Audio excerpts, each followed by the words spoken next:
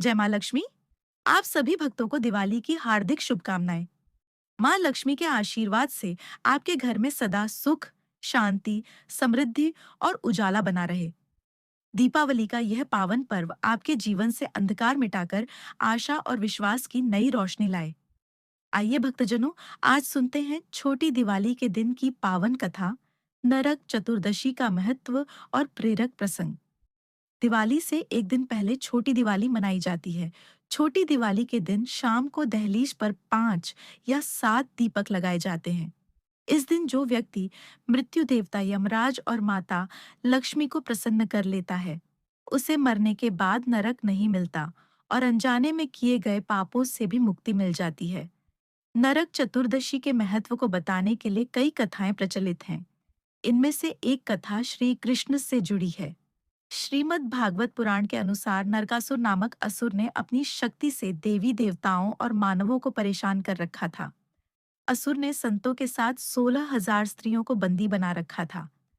नरकासुर के अत्याचार को देखकर देवता और ऋषि मुनियों ने भगवान श्री कृष्ण से मदद मांगी और कहा कि इस नरकासुर का अंत कर पृथ्वी से पाप का भार कम करें। भगवान श्री कृष्ण ने आश्वासन दिया, लेकिन नरकासुर को एक स्त्री के हाथों मरने का शाप था। इसलिए भगवान कृष्ण ने अपनी पत्नी सत्यभामा को सारथी बनाया और उनकी सहायता से नरकासुर का वध किया। नरकासुर का वध कार्तिक मास के कृष्ण पक्ष की चतुर्दशी को हुआ। नरकासुर के वध के बाद श्री कृष्ण ने 16,000 कन्याओं को बंधन से मुक्त करवाया। मुक्ति के बाद कन्याओं ने भगवान कृष्ण से गुहार लगाई कि समाज अब उन्हें स्वीकार नहीं करेगा। समाज में इन कन्याओं को सम्मान दिलाने के लिए भगवान कृष्ण ने सत्यभामा के सहयोग से 16,000 कन्याओं से विवाह कर लिया। नरकासुर के वध और कन्याओं की मुक्ति के उपलक्ष्य में घर घर दीपदान की परंपरा शुरू हुई। किशन दिवाली की खरीदारी करके खुशी खुशी घर जा रहा था। उसने अपनी कार सड़क के उस पार खड़ी की और हाथ में सामान के थैले थे। अचानक उसका एक थैला गिर गया। जैसे ही किशन उसे उठाने लगा, एक ट्रक ने उसे टक्कर मार दी और वह घायल होकर सड़क पर गिर गया। ट्रक चालक वहां से भाग गया। किशन की आत्मा यमलोक पहुंचती है। यमलोक दीपमालाओं से जगमगा रहा था। वहां फूलों और सजावट का माहौल था। यमलोक, जो हमेशा अंधकारमय रहता है, दिवाली की साज सज्जा से रोशन हो रहा था।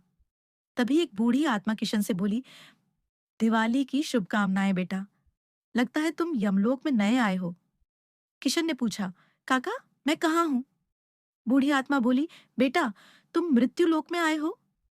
किशन सोचता है कि उसकी पत्नी राधा और बच्चे मुन्नी बंटी उसकी राह देख रहे होंगे। तभी यमराज की आवाज सुनाई देती है। यमराज कहते हैं कि यह दिवाली का त्योहार है और लोग यम का दीपक जलाकर अपने परिवार के लिए प्रार्थना कर रहे हैं। किशन की पत्नी राधा यम का दीपक जलाकर अपने पति की लंबी आयु की कामना कर रही थी।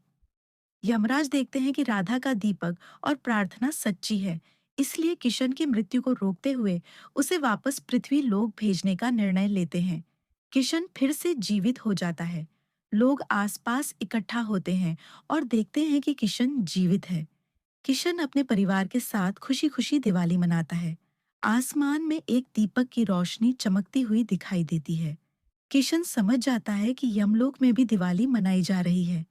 किशन मुस्कुराता है और यमराज को धन्यवाद कहता है। इस तरह नरक चतुर्दशी और यम का दीपक परिवार की सुरक्षा और लंबी आयु का प्रतीक बनते हैं।